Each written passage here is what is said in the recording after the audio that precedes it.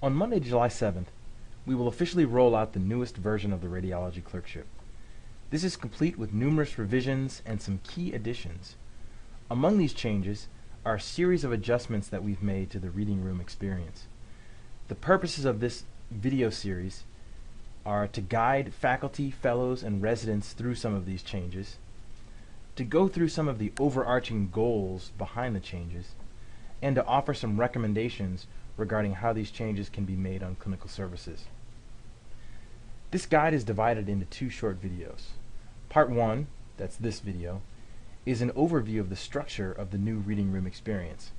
This first section is essentially a review of information that has already been presented at our clerkship meeting and at the most recent department faculty meeting.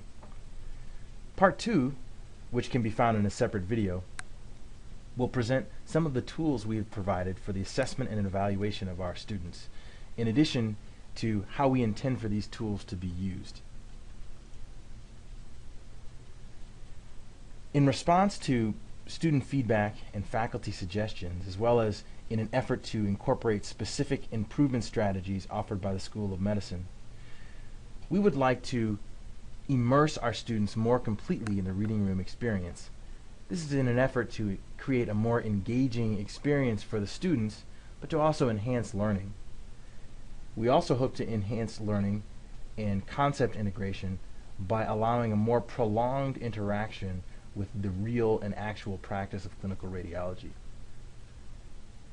When possible, we'd also like to incorporate students into reading room workflow. This is in an effort to increase the level of student investment, but to also add value to the clinical service. This concept of added value is one that I feel is very important for creating a meaningful experience for students, but also a useful and meaningful experience for residents, for faculty, for fellows in the reading room. In order to accomplish these goals, it was necessary to make some changes to the weekly clerkship schedule, and I would like to walk you through some of these new changes in the form of this schedule template. In this diagram, the white space is time dedicated for lectures and seminars. We've taken what once was spread out throughout the course of the week and consolidated it to create dedicated Tuesday and Thursday morning slots for the reading room experience. This is indicated in pink on this diagram. Students will report to the reading room in the morning between 7:30 and 8 a.m. and will be excused at 12 p.m. Notice also that students will be assigned to 2 reading rooms during the course of their 2-week rotation. One reading room will be the site for their rotation during the first week, and the second reading room will be the site for their rotations during the second week. In this case, the first reading room is reading room A, and the second reading room is reading room B. Now our plan here is to create not only a more prolonged experience in the reading room in each session, but to also create multiple contact points for that student within each reading room. The purpose of this is to create a more sustained and robust experience with a greater level of student accountability.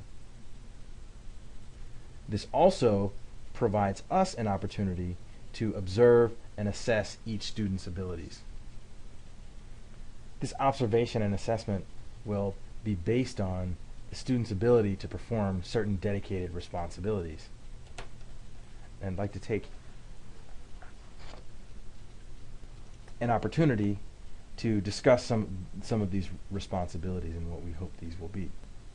First, regardless of what the experiences are, we intend for these responsibilities to be clearly conveyed to the students at the start of each reading room day.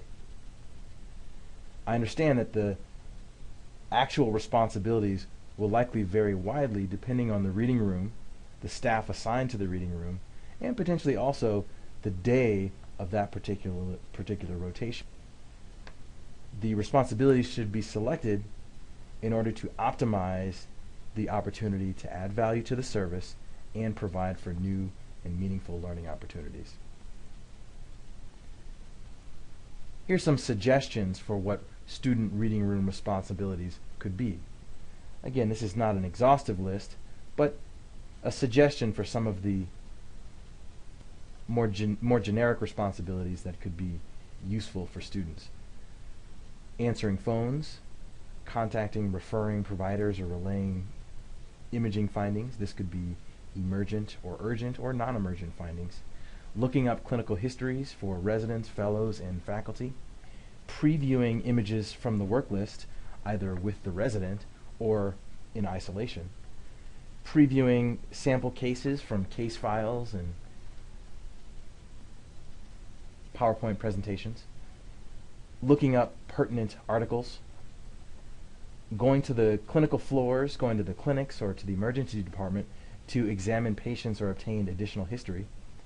To observe the process of image acquisition, or to help prepare clinical and interdisciplinary conferences. In closing, the invitation is for all of you to come up with responsibilities that work best with the reading rooms that you practice in. I don't presume to know how each service could incorporate students best, and I certainly welcome suggestions.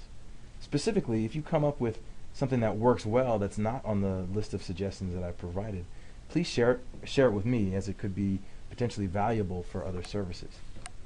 Again, please do not hesitate to contact me with comments, questions, or additional suggestions.